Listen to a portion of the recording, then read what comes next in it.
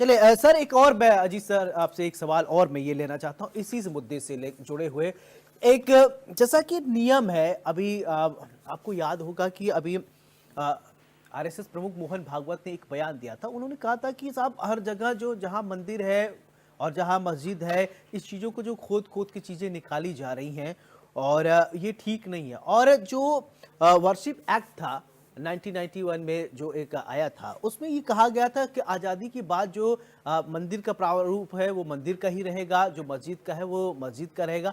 आपको नहीं लगता ये जो चीज़ें छन छन कर आ रही हैं, पिटीशन लोग डाल रहे हैं, जैसे कि अजमेर में राजस्थान में आ गया कि अजमेर शरीफ जो है वहाँ पर भी पिटीशन एक लगा दी गई है और उत्तर प्रदेश में कई ऐसी चीज़ें हैं। आपको नहीं लगता कि ये जो है सामाजिक ताना बाना में जो है वो थोड़ा इसकी वजह से डिसबैलेंस हो जाएगा जो लोग पिटीशन लगाने लगे हैं?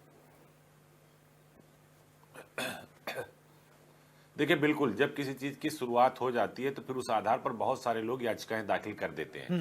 जैसे समाजवादी पार्टी सरकार में भी एक बार शुरू हुआ था, वैसे भारतीय जनता पार्टी में एक बार शुरू हुआ था। पहले देखिए कब्रिस्तान वर्सेस शमशान की लड़ाई चल रही थी कि वो कब्रिस्तान बनाएंगे तो बीजेपी सरकार शमशान बनाएगी।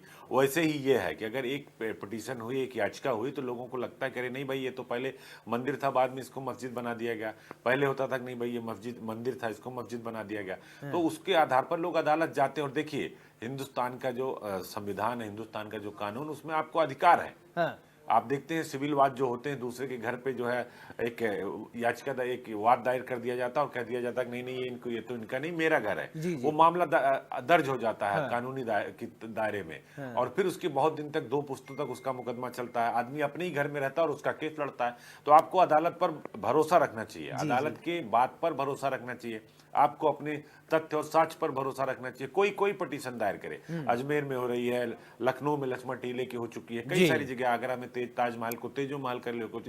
आप कानून पर भरोसा रखिए। कानून जो है वो आपकी जुबान से नहीं चलता, वो तथ्य और साक्ष्य के आधार पर चलता है। जिसके पास तथ्य होगा, जिसके पास साक्ष्य होगा, जीत उसकी होगी। तो आपको घबराने की जरूरत नहीं है।